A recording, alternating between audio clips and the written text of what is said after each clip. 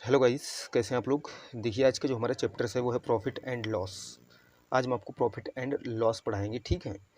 तो इसमें हम आपको प्रॉफिट एंड लॉस पढ़ाएंगे। इसमें हम आपको कुछ पहले साधारण प्रश्न सॉल्व करवाएंगे, और जब आपको साधारण प्रश्न समझ में आ जाएंगे तो आपको ये लाभ और हानि पढ़ने में सरलता हो जाएगी। देखिए, जो साधारण प्रश्न होते हैं इनमें आपका दिमाग लगता है, ठीक है। फिर आपको हम टाइप्स सभी करवाएंगे। तो गाइस, अगर आपने अभी तक हमारे यूट्यूब चैनल को सब्सक्राइब नहीं किया है तो इसको सब्सक्राइब जरूर कर लें, जिससे अगली वीडियो की इन्फॉर्मेशन आप तक पहुँचे। प्रश्न संख्या 1 हमारी क्या है। क्वेश्चन करा है कि राजीव, कोई लड़का है राजीव, जो एक मशीन 57 लाख घाटे में बेचता है। भैया जितना क्वेश्चन का है उतना करिए। जब राजीव ने 57 लाख में मशीन को बेचा, ठीक है, एल का मतलब लाख है, तो उसको मान लीजिए x रुपये का घाटा हो गया। कितना घाटा हुआ? x रुपये का, ठीक है। लेकिन फिर क्वेश्चन कह रहा है यदि उसने उसे 67 लाख में बेचा होता, कितने में? 67 लाख में बेचा होता, तो इस घाटे का, तो उसका लाभ जो होता उसके पूर्व घाटे का 7 गुना। घाटा हुआ था x और इसका 7 गुना 7x। लेकिन, अरे भाई लेकिन यहाँ पर हो रहा है लॉस, ठीक है, और यहाँ पर हो रहा है प्रॉफिट। अब हमको एक बात बता दो, आप जानते हैं कि ये भी विक्रय मूल्य है, ये भी विक्रय मूल्य। अगर हम विक्रय मूल्य में से घाटे को घटा दें तो हमारा क्रय मूल्य में आ जाता है, ठीक है। और अगर विक्रय मूल्य में से लाभ को जब घटाओगे तो हमारा क्या आएगा? क्रय मूल्य आएगा। और जब विक्रय मूल्य में इस हानि को जोड़ दोगे, भाई लॉस है ना, तो क्या होगा? क्रय मूल्य आ जाएगा। तो बस यही हमें करना है।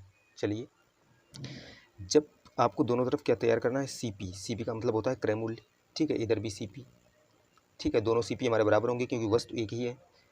जब भैया आपने 57 लाख में बेचा था तो आपको घाटा x रुपये का हुआ, तो इस घाटे को इसमें जोड़ दीजिए, ये बन गया हमारा क्रय मूल्य। फिर क्या हुआ? जब आपने 67 लाख में बेचा था तो हमको लाभ हुआ था कितना? इसका 7 गुना। तो फिर लाभ को इसमें से घटा दो, ये भी क्रय मूल्य। इसको सॉल्व कर लीजिए, आपका घाटा आ जाएगा। जब इसको सॉल्व करोगे तो देखिए, ये x यहीं पर रहा और ये इधर माइनस के हैं 7x, इधर आए प्लस के 7x हो गए बराबर। ये इधर 67 ऐसे ही रहा और ये इधर प्लस के हैं, उधर जाएंगे माइनस के हो गए 57, ठीक है। इधर हो गया 8x, 8x बराबर कितना हो गया? उधर 67 में से 57 चले गए तो 10 बचा। x बराबर आ गया 10/8। डिवाइड कर दो, 2 पंचे 10, 2 चौके 8। यानी कि जो घाटा हमारा हुआ वो कितना हुआ? 5/4 लाख का, क्योंकि लाख में क्वेश्चन चल रहा, पूछा क्या गया हमसे। तो मशीन का क्रय मूल्य क्या होगा? ठीक है, मशीन का क्रय मूल्य हमसे पूछा गया है। तो घाटा कितना हुआ? 5/4। कितना घाटा है? 5/4 का मतलब हो गया हमारा 4 एकन 4, बचा 1, लगाओगे दशमलव, बढ़ाओगे 0, हो जाएंगे 10, 4 दूना 8, बचेंगे 2, 4 पंचे 20। यानी कि इतना घाटा हुआ था। इस घाटे को हम दोनों तरफ से निकाल सकते हैं। इस घाटे को आप इसमें क्या करिए? ऐड कर दीजिए 57 में, हमारा क्या आ जाएगा? क्रय मूल्य आ जाएगा। तो भैया 57 में कितना हमको जोड़ना है? 1.25।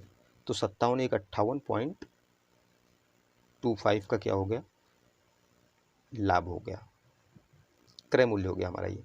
तो फर्स्ट ऑप्शन आपका बिल्कुल राइट है। समझ में आया? इन क्वेश्चनों में दिमाग लगता है। और देखिए, आप इससे भी निकाल सकते हो। अगर इसमें करना है तो इसका 7 गुना, जो घाटा आया था उसका 7 गुना इसमें से घटा दीजिए लाभ को, आपका फिर भी आंसर 58.25 ही आएगा। ये तो था एक अच्छा क्वेश्चन। अब चलते हैं सेकेंड क्वेश्चन पर। सेकेंड क्वेश्चन देखिए क्या कह रहा है।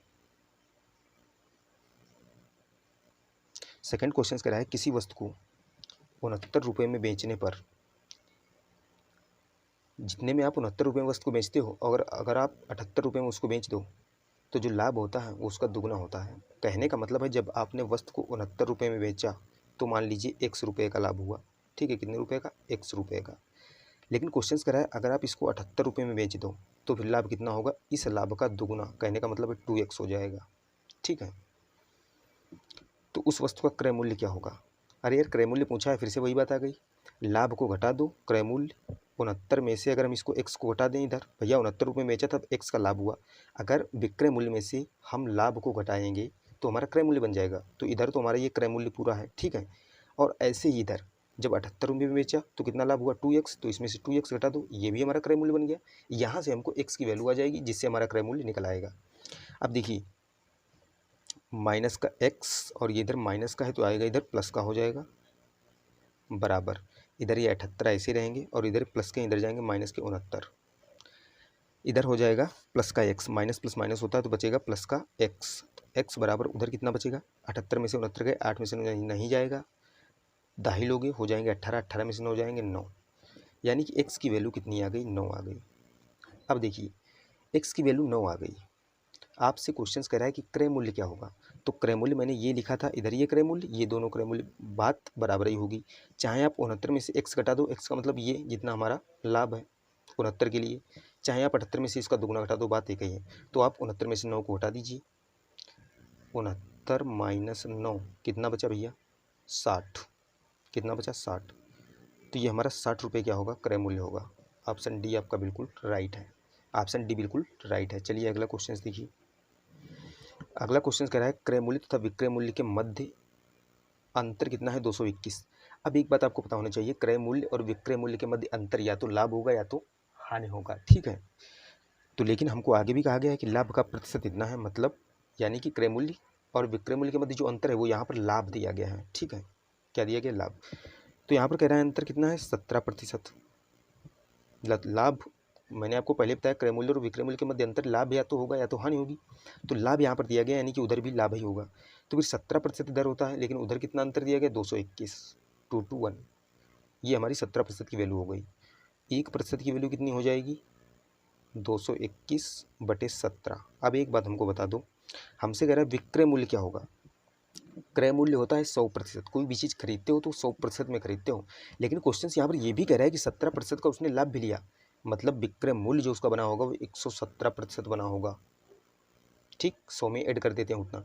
जब 117% विक्रय मूल्य बना तो हमको 117% की वैल्यू निकालनी है। तो 117% की जब वैल्यू निकालोगे, अब भैया आपको पता है एक समोसे की कीमत अगर इतनी है तो 117 समोसे की कीमत मतलब गुणा, तो यहाँ पर 117 से आप कर दीजिए गुणा। इसको हल कर लीजिए, 17 एकन 17, 17 एकन 17, बचे कितने 5, 17 तियाँ 51, 13 से इसमें गुणा करिए, 117 में 23 सती 91 का 1 हासिल लगे 9, 13 एकन 13 9 22 के 2 हासिल लगा 2, 13 एकन 13 2 15, यानी कि 1521 रुपये हमारा हो जाएगा विक्रय मूल्य। क्या हो जाएगा, विक्रय मूल्य SP कितना हो जाएगा, 1521। ऑप्शन बी आपका बिल्कुल राइट है। अगला क्वेश्चन